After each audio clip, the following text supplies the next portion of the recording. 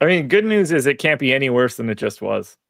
If this one doesn't work, I'm not trying this again. It's just we'll Maybe go T. at it next Holloway's week. still here in the chat. We'll go again next week. Hey, good afternoon. Let's try this again. For those of you that tuned into the first stream, odd that my camera and mouse stopped working at the same time. They're trying to silence me, Ben. Yeah. Well, maybe you were talking about things that were debatably that should have been silenced. Panthers slander. So I don't know. We're back. It's a little talking about Tedero McMillan. No, I like him too, but no, you know what? This is better. Now we get the little triple threat here. We bring in Josh. Yeah, raise your hand like the meetings. Yes. Can I ask a question? How do you say that Panthers? Yeah, how do you say that Panthers wide receiver's name? Because he's been popping up in the perfect lineup, and I've just been calling him McMillan for obvious reasons. Well, you could go Tet McMillan, but apparently he doesn't like that. Teteroa McMillan. It's okay. For once, it's as it sounds or as it's spelled. You know what I mean? It's actually pretty easy. Yeah. Welcome to the Top Rung, where we bet ladders here each and every week. Week 6 NFL bets. Time to have some fun with this one. Yes, climb the ladder. I've got 2 of my best friends here with me to talk some football today. And one thing I'm excited about, Ben, is I mentioned this before the first stream got killed, was that you are the perfect person to bring on to get very creative with these style of bets. Like I have a couple spots that I'm going to throw at you, and I want to see, like, I don't have Ben the other day, Josh asked me a question. He's like, kind of a strange question. Mind you, this is like 10 o'clock. He's like, you ever see those Google interview questions, you know, where like it reminds me of the movie, the Internship, where it's like, how would you jump out of a blender if you were the size of an ant or something? So he asked me one betting related, and I sat and pondered it all night long. So I figured he can get creative for us today. I feel like that's how Tom would ask interview questions now. Yeah, it's the way to do it. But the beautiful thing about that, when we talk about betting, you tried some of this last night. When you talk about correlation, mostly it's people betting things that are correlated and they're paying the massive tax and they're really doing themselves a disservice. There is the other side of that coin where you negative correlate, and sometimes the edge isn't as negated as you think, and your payout, of course, is exponentially growing. So it's just that delicate balance. I think that's what you're alluding to. I genuinely don't know what you're talking about in terms of what we're going to get into, but I'm excited to kind of dig through that on the fly. Let's do it. Well, we'll go to you first. Hit the thumbs up, subscribe to the channel as well. It's free to do, and we appreciate you. If you're watching on X, you know, maybe a retweet here, hit the like, leave a comment, or actually a question. You want to talk about any specific players, we can dig into that as well. But more than anything, subscribe to the channel and say hi. If you have questions, hit us up. So the one, okay, here's one, Ben, and I want to get your ladder play. Josh has one as well, and then I'll hit you guys with a little blood in the streets where we take a couple players who have underperformed thus far on the season, and we see exactly whether or not the market has properly or appropriately adjusted to them yet. All right, Ben, you ready for this one? I want you to get creative, and if you don't have anything, that's fine, but I think the people are going to love it. Here we go. This Sunday against the Miami Dolphins, you have no Joe Alt, but Mekhi Becton is back, right? You also have no Amarian Hampton, who has made a trip to the IR alongside Najee Harris. The player props this week, rushing props for Hassan Haskins and Kamani Vidal. Now, the standard props are like 37.5 and 30 for Haskins and Vidal respectively. How do we do something with this backfield against, or maybe we don't, against the Miami team that just coughed up over 200 yards to Rico Dowdle and 9 yards per attempt last week? Yeah, I mean, 5.6 yards allowed per rush attempt. That's horrendously bad by Miami. So I think that the thing that's going to be interesting, and it's question number one, and I don't know this answer. Do you think it is going to be somebody's backfield, or there's going to be kind of an interchangeable, like, back and forth where one guy gets one drive, one guy gets the second drive? Because to me, that's step one in possibly building something. Well, what I'm asking, yeah, right. So I don't know. Okay. But that's why I'm saying, can you play this for the uncertainty? Like, can you Can you parlay both of them with a 40 plus alt or something like that? Can you take a stand on both? Can you put two small units, like 2.2 unit bets on each of their alt, like 70 plus or something like that? That's what I'm trying to get at here.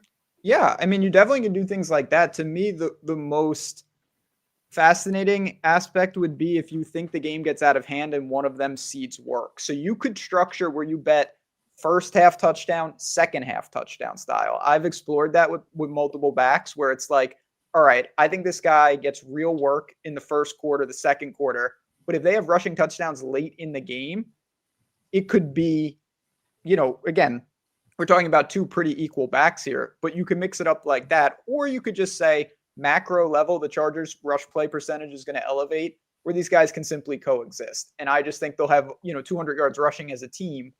Let's just call it a day and bet both guys straight over.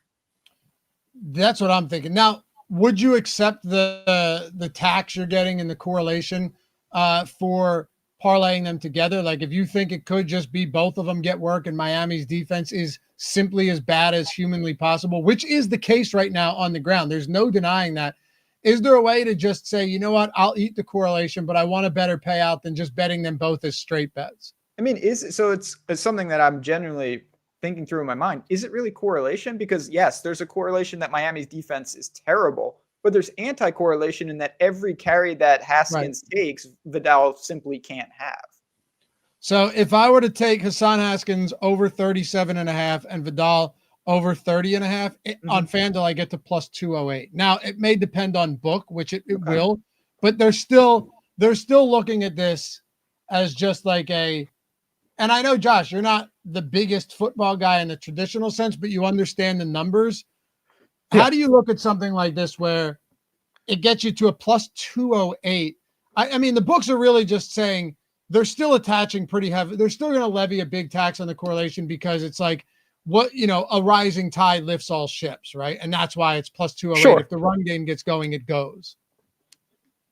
208's not bad there, right? Yeah, it's not that big. Am I crazy? A haircut? No, it's not terrible. I honestly expected it to be slightly bigger than that. Yeah, I mean, I suppose that if you took Devon Achane and Haskins, just standard props, right? All of these are FanDuel's got everything at minus 114, by the way. If all of them, I know, if you get that, it's plus 262. If I took two rushing props from two different games, both at plus 240 or both at minus 114, you're getting plus 252, oddly enough. So you're right. It's actually not that big of a haircut, which makes you wonder, do we just jack this up a little bit higher? I'd do it in one direction, not both directions. You would? Okay. Yeah. Yeah. Because if you move them both, that you start to take a bigger chunk out of it. Yes, I agree. Okay. I got one for you here, Josh. I don't think that correlation scales linearly if you start moving them both. It certainly doesn't. The likelihood that both of those guys have big games, which is why I'm almost tempted to just take a side on one of them. It's very, very possible that one of these guys has a very big game and you're clearing 30. That's the other thing. They both could finish with 40 or something, or one of them finishes with 15 and the other finishes with 80. So different than a DFS conversation because of the way salary gets into the game at that point, because you can have two guys, you can want both guys to go crazy in a DFS situation because the salaries are low enough that it allows it to. In this case, you're just kind of harming yourself. Josh, you've got somebody for me. I do. We're going to ladder him. Ben, get a load of this one. I kind of like it. I actually looked at it. I was going to ask you about it anyway until you told me you already had it. JCM, Corey Krosky Merritt. On Bet365 right now, you can get the plus 110 at plus 600. He actually cleared that last week. 100 is plus 400 at home against the Chicago Bears. 110 is 600? What's it on DraftKings? 120 is 537. So DraftKings ladder, their alt props, they rob you, man. I'm telling you, if you want to go and find better alts, do you have Bet365 in North Carolina? I think you do. I do. Their alts are so much better than DraftKings. What's really funny is that when you asked me if I wanted to do this, and I started digging in on him, and I added all of the different ladder legs to my bet slip. The moment I did that, it's almost like DraftKings was like, oh, he's starting to put a bet card together. Every single one of them was just like straight line down. Every line got worse. It rebounded, but it's like it knew I did it. Okay. Conspiracy theory. I'm not joking about this. Conspiracy theory. When I'm betting live soccer, there are times where I know I'm going to bet over a half a goal. I click under a half a goal and just see if they will, thinking that I'm about to bet it, they'll move it down and then I switch it. Because I sometimes think the books just automatically put your bet slip and shade it. It does feel that way sometimes. That's not true, but it kind of feels true. So you feel like it triggers something when you select something before you even place the bet? Because most likely if you're selecting something, you're about to bet it. I think, look, that's way more plausible than everything else people say on Twitter. Well, that's a fact. Does it work when you do it? No, not really. Okay. So it is actually a conspiracy theory and not a, okay.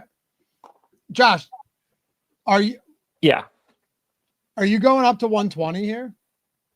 I loaded 4 of them, 60, 80, 100, and 120. But I'm going to take a peek over. I have not shopped around for this at all. This is just the first one. This is where I wanted to go for it. So this was the first that I looked at. I didn't look to optimize any of my lines yet, but I would be willing to go all the way up to the 120 mark. 111 last week, limited, not a ton of carries, but you would think, do you want to get this guy a couple extra carries now after last week's game?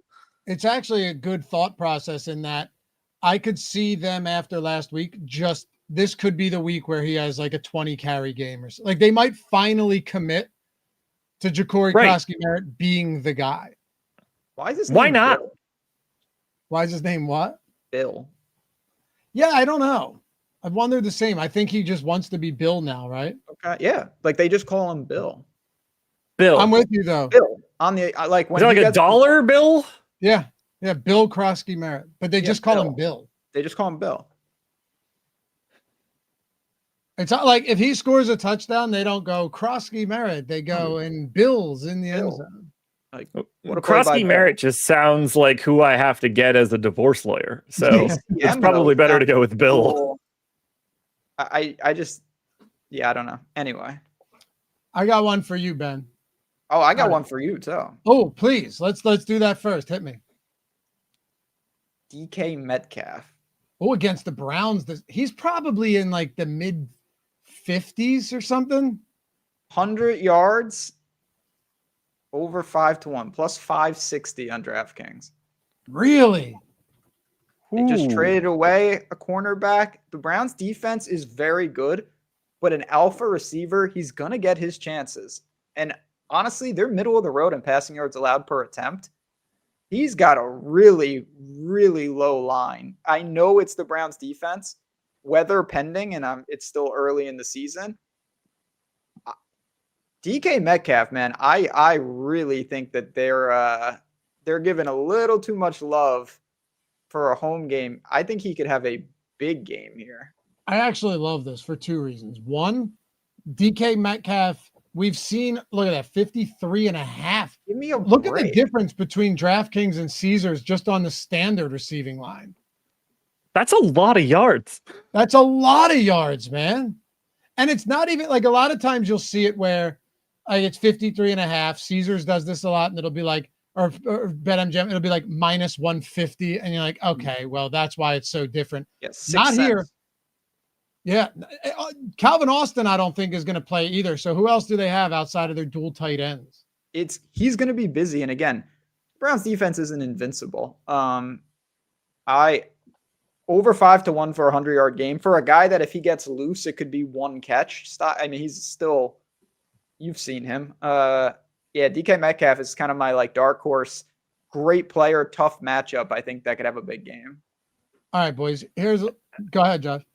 I want, just something to add here, because I know we talk about it a lot, but this is a very interesting look into line shopping and why you need to do it, and how different your results can be if you're not doing this. Because we're having this conversation about 100 yards for DK Metcalf. Loughy, what did you say the bet 365 line was? Ben pulled up DraftKings. I can give you bet 365. I didn't know he was going with DK Metcalf, but I can tell you right now. One of these was over 500 plus 500, right? Plus 559 is on DraftKings. Yes. Plus 559 is on DraftKings for over 100 yards. Correct. It's 410 on FanDuel. Yep. That's what I mean. Like, it's like that's not even a little bit. That's not 410 to 415, where like obviously every edge helps. That is staggeringly different. Yeah. Absolutely. Yeah. And he's plus 450 on bet at 365, which usually has better odds. So those are massively long odds on DK to hit 100 there. Even if you're only allocating like 0.15 units to the 100 part of to the top rung of that ladder, it's still a huge difference. And I think sometimes people view this in the sense of like it's one bet, but it's not. And Ben, you've said this forever. Like, if you were betting this over and over again, the likelihood that you win it is small. But when you win it, you should be like, if you're betting the worst odds on these when you win it, you're still going to be down over time. Whereas if you're getting the best odds and not the worst, you're going to see a profit if you're betting them right. Yeah. I mean, if you and me bet the same bets, our win-loss will be the same. But if I shop and you don't, I will make a lot more money than you, even though we bet the exact same bets. Right. Which means we had the exact same win rate. That's what I mean. Like we both can be 20 and 14, and you could be down and I could be up. Same bets. That's crazy if you're not taking advantage of that. So, especially when it's plus 400 and plus 500 as the gap. Like that is 560. Yeah, 560, dude. Yeah, insane. Insane. Shop around, folks. Use Odds Shopper. I'm dropping the mic. I'm leaving on that. I got nothing more to say. All right. As you should. I was going to ask you about Davante Adams, but I think you like him anyway this week. I mean, the Rams. I like more. Again, check us out on Sunday mornings. I like Davante Adams more in DFS as a leverage play off Puka, who's going to be crazy popular. All right, brother. We'll see you soon. Hey, and Josh, come follow me on Tails, people. Oh, we'll get to it. Don't worry. All right. Thank you. This is the part, Josh. Blood in the streets. The time to buy is when there's blood in the streets, even if it's your own. And what I mean by that is oftentimes we give up on players quickly. You know, in the DFS streets, you know the same. It's very simple. You get someone that goes, this guy's dead to me. I'll never play him again. Other spots, I'll never bet him again. While ignoring that lines adjust down oftentimes. And sometimes they adjust down a lot of times what happens is they adjust down too much. Now, there is one guy I want to ask you about, and that is Ladd McConkey. I mentioned him last week. He did not get there. Okay. When I tell you that it seems like pretty much everyone in the world is off of Ladd McConkey right now. Pretty much everybody, right? You have Quentin Johnston, you have Keenan Allen, you have all these guys. Nobody wants to play Ladd McConkey anymore. We're at a point now where against the Miami team that is legitimately defensively, they're the worst in the league. If Baltimore isn't fully unhealthy, they're the worst in the league in the secondary and the run game. McConkey is plus 550 for 100. They have a very high total. They get a key offensive lineman back this week. When you look at buy low spots, you know, and I'm going to ask you about basketball in a second, because I think buy low spots in basketball are going to be, I think they're massive, especially if you're trying to capitalize on alts or ladder plays. Same thing for football for me, but maybe even more so because with football, the sample's so small that like 5 games, it tells you something, but it's not like, what if you just had 5 really difficult matchups? Like there's so many different variables that play into this, but the books will adjust down on stuff, specifically Ladd McConkey this week, pretty quickly. It's not like he's not still involved. It's not like you're watching like his target share is just diminishing and diminishing and diminishing. Like he had 7 targets last week. It's still there. It'd be interesting to see if this were any different if he didn't score the touchdown last week, because he'd been blanked up until that point. Like, is it even more pessimistic if he doesn't just get a touchdown last week, or if that touchdown happened to be in week 1 instead of 5, are people even more pessimistic on him? I don't like. I love this as a buy low spot. I can see why you definitely loved it. You mentioned you liked him last week. Coming off of a game with 1 catch, exactly. Everybody's sour in that note. And to a degree, he rebounded in that he was more involved, but no real yardage in his game logs, but did see the end zone. I still feel like it's a little light. And I'm saying all of this, and I know people realize it. I don't like covering NFL, but I watch the hell out of it every Sunday because what the hell else am I going to do? I know, and that's why we're talking about this right now. Yeah, I'm on Red Zone on from 1 till 7 every Sunday. Exactly. It's just one of these spots where, when the McConkey will go off, it's going to happen. Yeah. He's not going to have 30 or 40 yards every single game. It's just that will not happen. And I understand that he's had a couple ugly games, and Johnston is better than he was last year, and Keenan Allen is back in the mix, and all of that stuff. None of that's lost on me. But the Chargers, you're still talking about a team with around a 25-point implied total today. And as much as we talked about Haskins and Kamani Vidal, they might just go pass heavy in this spot because they don't have Hampton. They don't have Harris. And if that's the case, it might just be enough to go around where McConkey gets there. I get that it's gross, but also I could see it happening. Now, here's another thing, right? Just like a game theory play that I like to talk about. Mr. Grapefruit said Rashid Shaheed feels like a great ladder play. With guys like Shaheed, I'm not betting the ladder. I would just rather put a quarter unit on the 80 plus, because he could go for 15 or he could go for 100 on 2 receptions. I was just going to say, he might get 55 on 1. Right. These are the negative correlation plays that are fun too. You bet him under 3.5 or under 2.5 receptions and 80 or 50 plus yards. And you go from what would typically in a situation like that with a parlay be, plus 250 or something. Yeah. You're literally bringing it to plus 3,000. I had one more thing for McConkey, by the way. Go ahead.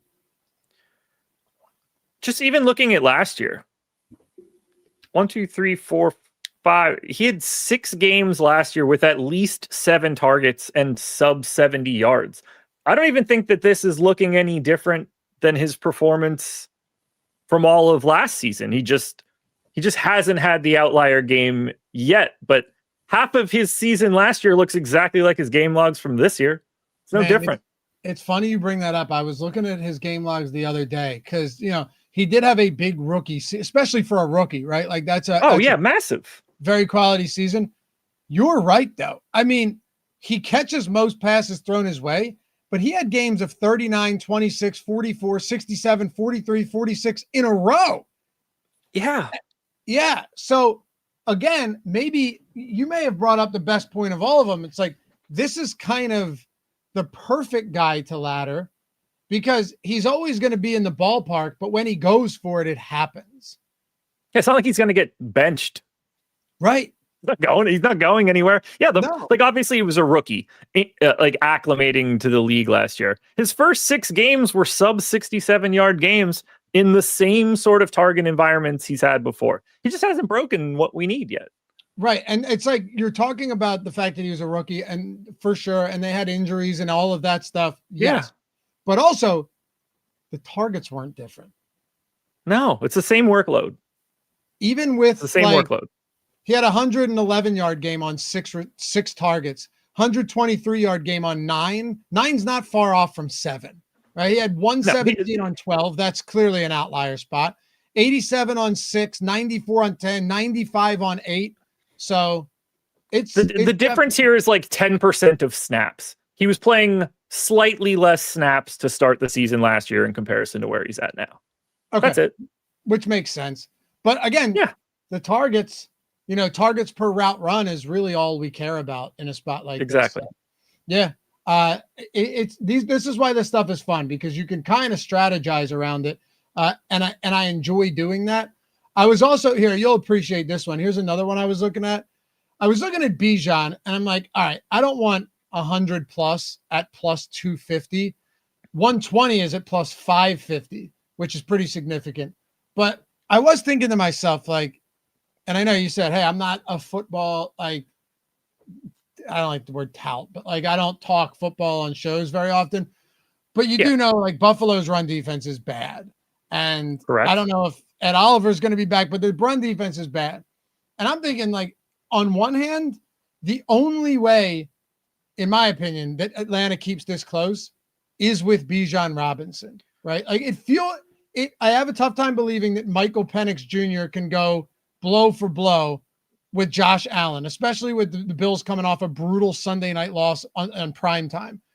So I'm thinking, like, what's the smart correlation play where you take a Bijan 100 plus or like a 110 plus, and you also pair it with the way you think the game goes. So another bet that factors into, hey, if Bijan does this, the game probably looks like this. I'm looking at the Bijan props and everything right now.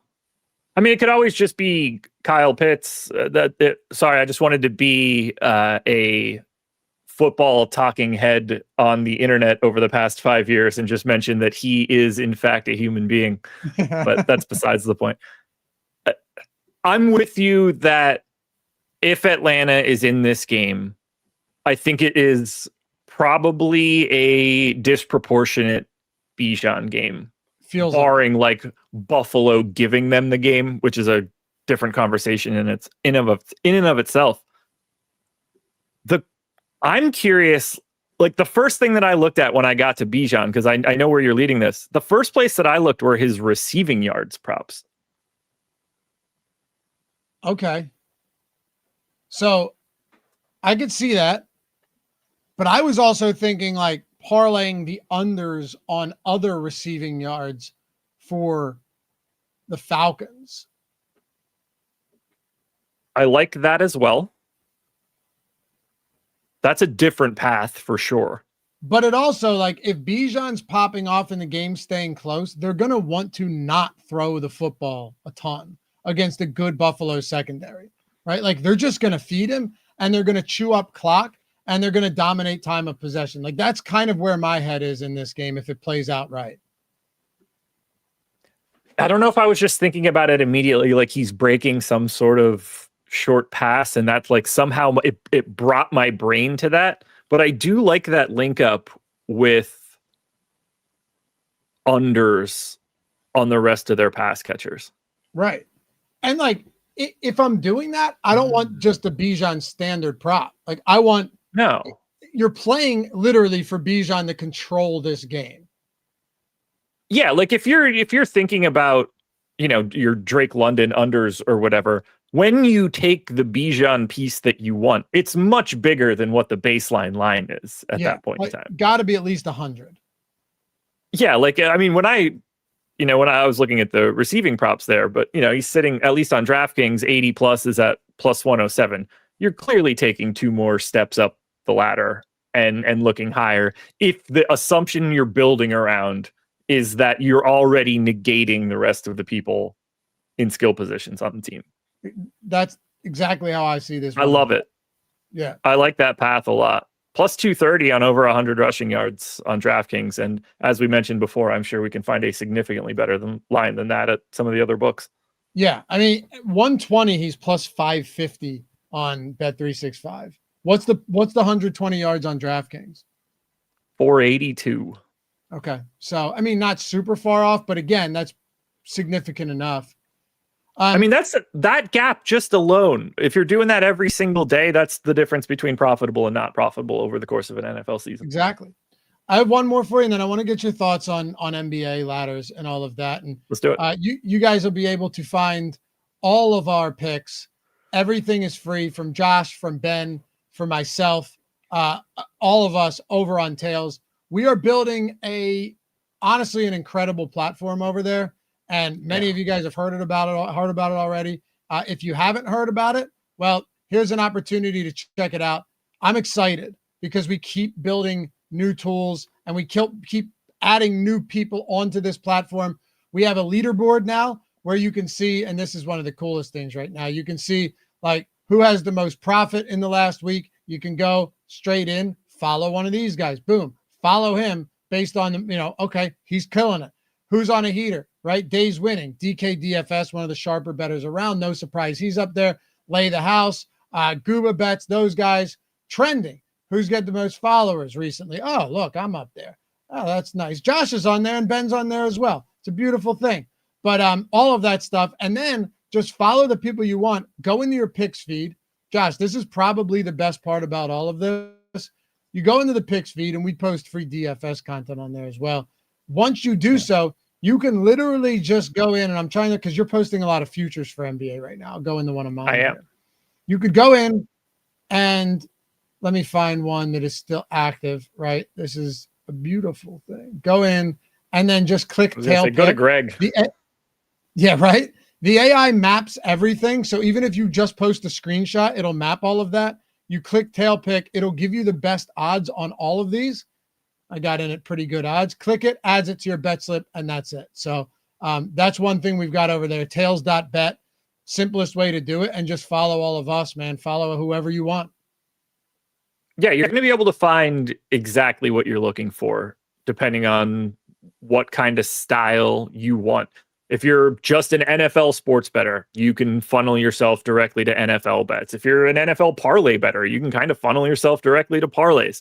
I'm not much of a bettor. I'm going to be posting a lot of DFS related content or just like general NBA stuff, but I am posting NBA team previews right now, attaching a future to that every single day. So I've posted an individual future for half the league at this point. That's more of the direction I'm going, but whatever you want, whether it's pick'em or sports bet, you're going to be able to find what you want very easily.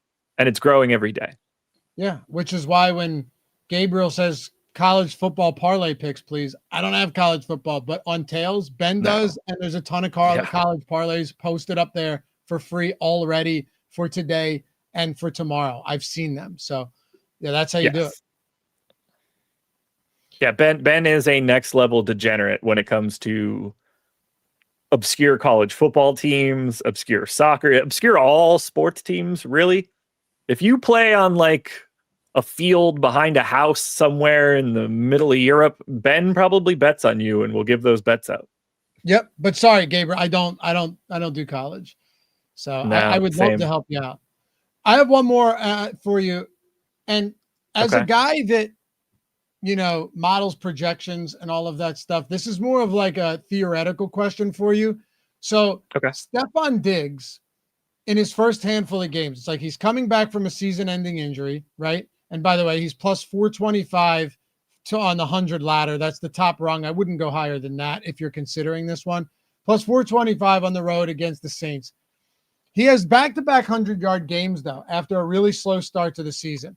He has a 42% target share over that stretch, right?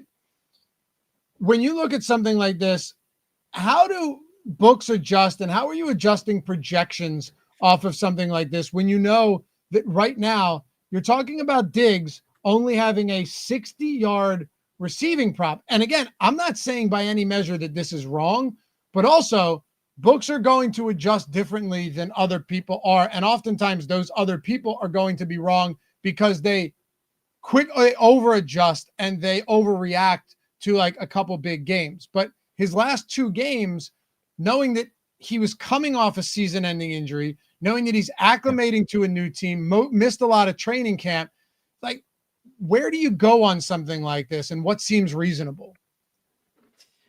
So it ends up being, at least the way that I would approach stuff like this, is that it's a twofold question for someone like Diggs. How do you estimate his health? Like how back is he? How real is he? And by all accounts, he seems like he's completely fine. He had 12 targets last time out. Like by all accounts, he doesn't seem limited in any way. So I would be projecting. His baseline projection for me, I would be treating like it's mostly real. I wouldn't be applying much of a discount for any sort of health concern. So then the second question then is how involved is he? Because those are two separate projection pieces. It's What piece of the offense is he going to get, and how good is he when he gets those pieces? Well, shit, you look at that. You look at the log from last week, 12 targets, 10 catches, goes for 146. Previous week, 7 targets, had 7 more targets in the opening week. Certainly seems like he's going to be getting as much of a load as they can get to him. So you start to think like, all right, well, if Stefon Diggs is healthy and there's nothing in his recent form that tells us that he's not going to be getting a giant chunk of receiving work if it's available to him, 60 yards feels super light given what we know right now. That was my thinking, man. And that was what I was asking you essentially, is like, the books typically aren't going to just jump up a number crazy high mid-season. Like after week 1, they might, where there's a lot of uncertainty around the guy and you're like, oh wait, we just had it wrong. He's the lead running back. You know what I mean? Like, okay, that's different. Or, okay, wait a second. This guy played 100% of snaps. He was out there the entirety of the game. But in this case, it's like you had a Diggs who was coming back, took him a few weeks, apparently, like, kind of to get back. Yeah. And then back-to-back weeks, back-to-back 100-yard games, back-to-back big target games, 42% target share. And who else on the team is there? That's the third component here. Like, who else is getting those targets if he isn't? Nobody that I think we should be like super concerning ourselves with, at least. That's the same way I feel. So yeah, I wanted to bring Diggs up. I think he's one of the more fascinating spots on the entire week, because like, if you're right on him, like if you just end up being right that he's fully back, which he appears, and that Drake May decided, oh wait, I've got Stefon Diggs as my top, like, what am I doing? Right. Like, Drake May was watching him be awesome for years, either when he started college or was in high school. He was watching Stefon Diggs be one of the best receivers in football. Of course, he's going to look for him. And it ends up being like a little self-fulfilling too. The more we see Diggs be involved, have these big target games, the better we just have to assume that he is feeling. And it doesn't feel like the books are completely pricing in that he is this now. They seem apprehensive. No, I'm with you. So let's bet this one. Let's hit a little ladder on Stefon Diggs. And it's not like you're worried about the matchup and all that. Like, no, you got the Saints. Like, I think the Saints keep this close. I do, because anytime you're a team like New England, you're coming off this huge road victory against the divisional opponent in Buffalo. I always look for a bit of a letdown the coming week. Not to say that they lose, but that, maybe the game stays a little closer. But I think Drake May's pretty good. And if I think May's pretty good and I believe Diggs is back, 60.5, to your point, seems a little light. It just, that just feels like a floor almost. It's not, but like, it feels like a floor. Yeah, it genuinely does. So I'm going to bet that one. I'll post it over to Tails. I have a bunch of other bets actually tonight posted over to Tails. I wanted to ask you one thing before we get out of here. And by the way, if you guys don't mind hitting the thumbs up while you're watching, subscribe to the channel. If you're watching on Twitter or X, retweet it, like it, whatever it may be. Appreciate you guys for that. I know the stream got messed up earlier, and whenever that happens, whenever you do that on YouTube, it always screws you when you relaunch the stream. It's, apparently on X too. I'm noticing that. But think about how many times that used to happen for us. A lot. It's like once a week.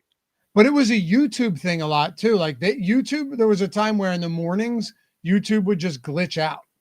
You remember that? We were dropping streams once a week in 2019. Yeah, when Jordan was. Oh no, before. No, there was even a point where Jordan was producing, our old producer over doing our shows, and like maybe 2 years ago even, where they would just randomly drop. So it's fixed. I feel like that doesn't happen much anymore. No, this was on my end. It was my computer just. I had to reboot it, but NBA season is. I mean, we're what? We're 11 days away, right? Yeah, Tuesday to the 21st. Not that I'm counting. Yeah. I don't mind ladder. I have some fun laddering like strikeouts in baseball, but basketball gives you an ability to ladder a lot of different things. Like you can ladder assists, you can ladder rebounds, you can ladder threes, you can ladder points, you can ladder steals, blocks. There's so many different ways to get creative if you have a really firm stand on a specific player in any given game. Is there a technique? Like, is there a process going? Because I know how to ladder football best. Typically, I want to look for guys who are, I think undervalued, or, the books have adjusted down on unreasonably so, because now the 100+ I can get it 6-1 instead of the 3-1 it was at earlier in the season, right? Or you find spots where like you may just crush a guy all the way up to a 130 or something crazy. Yeah. How do you view it from an NBA perspective where there's a whole lot of variables at play there? It ends up being similar, but I think there's like an extra level that you want to like peel back. I think the easiest spot to look at is situation. It would be rebounding ladders. I think they're the natural first spot to go to. You remember when if this is what you're looking for? I was laddering Kevon Looney rebounds every day in the postseason, and he was hitting it every day in the postseason? Yeah, because the line would be like 4, and he was averaging like 15. I remember. Those aren't even exaggerated numbers. It was so preposterous. It was like 6.5, and this dude was dropping, no joke, between 14 and 18 rebounds a game. And I just every day hammer it. This is before you even had sports betting in North Carolina. Yeah, because we're watching those games and we're covering those games, and it's like, well, wait, he's playing, and he just is the rebounding mechanism in this. Like, it's barring him not being out there, like he's just gonna get these by default, and then he just got them by default every day. Dude, he was having more. He was registering more offensive rebounds per game than his total rebounds prop. Oh, it was so great. It was so great. It was like Angel Reese, but good. Anyway, rebound props. I think it's the easiest path to like find yourself an angle that you want to attack in these spots, because what you can do is think about one, like you're generally going to be looking for somebody that is a bit of a rebounder. But if you can find those spots where you're facing a team that is more likely to take outside shots versus interior shots, and you're facing a team that doesn't have a lot of good shooting, then you're putting yourself in a situation where there's probably just naturally more misses in that game because of that sort of game script. This team that's going to take a lot of outside shots, not make a lot of them. That's just more defensive rebounding opportunities. That's where you're going to rack up the bulk of them. I like to funnel myself into situations similar to that, where it's like, man, this matchup doesn't necessarily look bad, but when you take that first layer off and it's just like, oh, this plays perfectly for extra missed shots, then it's like, all right, well, maybe I want to take Sabonis at 10, 12, 14, 15, because the team that they're about to face, like, they don't shoot it all that well, but they do want to get them up. And if you're going to get volume and misses, that's where you get these disproportionate rebound type games. That's usually the first one that I would look at from a ladder perspective. You can kind of work your way back the opposite way for scoring in matchups where, like, the rim protector's out. You're a team that spams pick and rolls. You want to take a look at that pick and roll ball handler, because he's going to get more opportunities to get into space. Maybe that's where you're laddering, 25, 30, 35 points on your Trae Young types. But I think rebounds are the easiest one to try to target for ladders. They are. And there's also like a cascading effect too, where once it's like the whole rains, it pours, when it's just, once you can see it going, they're just getting like 10 rebounds in the first half. And, that was how Kevon Looney was. I forget what the matchup was, but that specific matchup was just too perfect for him. And the books didn't adjust. And I think like there's a lot that goes on under the hood when it comes to props, which is why you're saying you peel back the first layer, because everyone looks at the first layer. Everybody looks at the first layer, right? And a lot of times the first layer can be very, very misleading, like insanely. Even I'm at times, guilty of that, where I got to step back and be like, hold on a second. Like, if everyone else is betting this for the same reason, maybe I should consider not betting this. When you start to dig deeper, that's when you realize, okay, it's a good matchup on the surface, but it's actually not as good as it looks, or this really is good, and I want to try and capitalize on something that is perfect. And when perfect, I mean how it sets up. That's when you ladder it. Like, trust me, when I bet, I'm not laddering everything. I'm betting a lot of primarily straight bets. But there are times where I go, if I want to get paid off, like on being right here, because I think he can go nuclear, I want to get paid off right. Like, I want to hit the plus 600 instead of, oh, cool, I won my minus 113, over 54 receiving yards. Yeah, when you look at that, the example that I use with like Sabonis and a rebounding prop, you could look at it and be like, oh, the other team's offense isn't that very good, so this is a good spot. And it's like, well, they're a pretty good offensive rebounding team. And it's not that they miss their shots, it's that they don't get to the line ever and turn the ball over all the time. Well, that's not going to result in more rebounding opportunities. What you're looking for is the team that misses the shots, probably not a great offensive rebounding team, but maybe they do get to the line, and that's how their offense doesn't look as bad, but they're not as good in the metrics that you need to have that outlier rebounding day. And it sort of works in reverse in the same way that you were talking about Bijan before, where you would be looking at like unders for the receivers. If I'm going to ladder up, a Sabonis rebounding prop, I'll probably look at the unders on like the shot makers from a points perspective on the opposite side. Because if Sabonis is racking up all these rebounds, it's probably because those guys are missing their shit.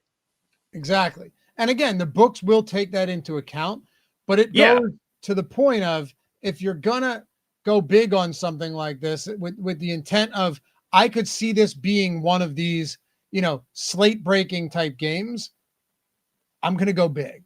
Like that's because betting should also be fun, man. Like, I always try and come at it with a, the plus EV mindset. I don't want to be placing bad bets and bleed out to the rake.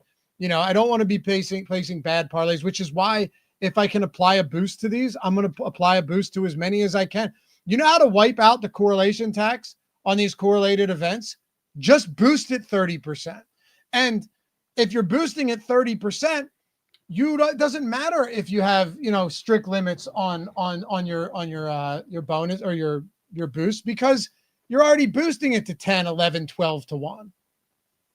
It changes everything by being able to slap one of those boosts on there. It's it's basically like buying insurance. Yeah. On the bet. Like, you're making your life, like, you're not going to make, like, that's not going to be the way you succeed. I mean, there's so many boosts posted each one of these sports books every single day that you can get a lot out using them. Yeah. But it's still going to be a portion of what you're doing. You should be using them every single time. And especially in situations where you're like, this might not be the most EV thing in the world, but once I slap this boost on it, all my worries go away. You can literally take a bad bet and make it a good bet. And a lot of people don't necessarily know what that means. And I understand that, right? Because like the way you see betting treated with most people on X and stuff is like, this is objectively a good bet or it's objectively a bad bet without ever looking at the numbers, right? At the end of the day, the number is the actual only thing that matters. Like, you could tell me, I love Woody Marks over 55.5 rushing yards. And I go, I really don't like this matchup at all. And you go, well, I can get it at plus 150. And I go, well, that's the best bet I could make today. You know what I mean? Like, you can instantly change how I feel or how anyone should feel about a bet by simply just boosting it, even if you don't like it on the surface. I feel like Woody Marks is the name of a running back that existed in like 1970, the same way you hit us with Cowherd today. Woody Marks is a real thing, man. Anyway, I know. Appreciate you guys. We'll be back next week and we will do some more ladder bets here. We will have also, what I'd love to do is work some NBA into this as well. Like, that would be fun. I'll be here in 11 days, brother. Yeah, man. One part strategy, right? One part NFL, half parts NBA, right? And then throw it all together. Like, I don't care what we're betting as long as we're making money and having a good time. We're going to have a good time with it. I'm excited to get to the NBA season, man. I'm dialed in. Yeah, man. Anyway, hit Josh up over on Tails if you haven't done so yet. Ben as well. Both of those guys putting in awesome work. And I assume when NBA starts, your bets are going to start truly like flowing in heavily from an NBA, not futures, but actual NBA standpoint. Yeah, it's never going to be a lot of volume. Like if I see one or two things when I do my prep in the morning, that's the type of stuff that's how I do it too, dude. That's how I do it. For me. Yeah. I pick my it's just not what I'm looking for. But in terms of like general NBA information, whether it's the DFS side, if I see anything for Pick'em as well, it's going to be spread out a bit, but it's going to be a lot of NBA discussion. But when I run my projections each morning, there are going to be a couple lines that just immediately stand out. And in my experience over the past few years, every single line that I have an outlier for at 7 o'clock in the morning is a good bet. Yep, it will move in my direction. I can almost guarantee it. Yep. Significant CLV on those for sure. Yeah. So you're going to get limited pretty quick by it, but that's besides the point. Yeah. But yeah, people always ask me, how do I not get limited? It's like, brother, just get a lot of negative CLV and put in some bets that aren't necessarily awesome too. I've never, what I'm saying is like, no, what I mean is eventually, like, unless you really are good at priming an account, you're going to get, like, I use Bet365 strictly for betting sides. So just like spreads and stuff, because they're never going to get you there. Never going to get you there. Even if you're getting marginal CLV on that. And I use it for betting lottos. So whenever you see me betting Bet365, it's typically like 3-leg parlays with a boost. I still have a $30 limit on boosts for 50% boost. I still have a $50 limit for 30% boost. On DraftKings, it's like $2. On FanDuel, it's $10. So I want to protect that book with everything I have because that's my fun book. But also, you can turn it plus EV over there. But what I'm getting at is eventually, like, if you're truly grinding bets, getting CLV all the time, you're going to get limited. You know, I got limited on ESPN down $800, and I tweeted about that. And I know a lot of people disagree with me. I don't really care. I was like, they shouldn't limit you when you're down. You should at least be able to get to break even before they limit you. And, you know, you have some of these sharps out there, the professional bettors that are like, God, you should have masked your action better. You should have primed your account. It's like, yeah, I understand that, but still, like, they took 800, right? And then did not even allow me to get the 800 back. There is something odd about that. But when I tweeted that, you had these people going, well, they did you a favor. They made it seem like ESPN was this magnanimous force that was like, no, we can't let this guy keep losing. Right? They didn't understand. They limited me because I was getting CLV on everything. And they knew eventually I was going to end up beating them. Right? But it's just like, They know the truth. Right. Exactly. So it was also a mistake on my part. I thought I primed it. I went in, I created an account the day of the Super Bowl, Josh, and just started spamming like Super Bowl squares and stuff, you know, like the most square bets you could ever possibly make. I'm betting like Eagles money line. I'm betting squares. I'm betting like bad correlation parlays in a same game. And it didn't seem to matter. Maybe you were too aggressive. Yeah, right. They're like, there's no way there's somebody this dumb. I bet they have like smart quotient scores for these people, and I bet some of those numbers are negative. Or do the books? Oh yeah, just room temperature IQ stuff. Or are the books just sharing account information back and forth with each other? Of course. Right. At least some of them. Like certainly some of them have some sort of tie to each other. Yeah. I don't really know who owns who, but they're all probably owned by like the same two companies. I don't know either. It's just weird to have the cord pulled that quickly. But yeah, there's ways to keep your accounts healthy. And one way to do it is the truth is like bet some wild stuff. If you bet it with a boost, you can still get it plus EV. But yeah. Anyway, I think the moral of the story here is let's go Bill this Sunday. Yeah, man. Plus you get them. Plus, what did I say? plus 600 at 110 or something, plus 550 at 110. Whatever the 110 one was at Bet365, it was bigger than the 120 on DraftKings. 6 to 1. 6 to 1. So that's a good one. Sign me up. Sure. Anyway, appreciate you guys. We'll see you back here for the next one. Bye-bye.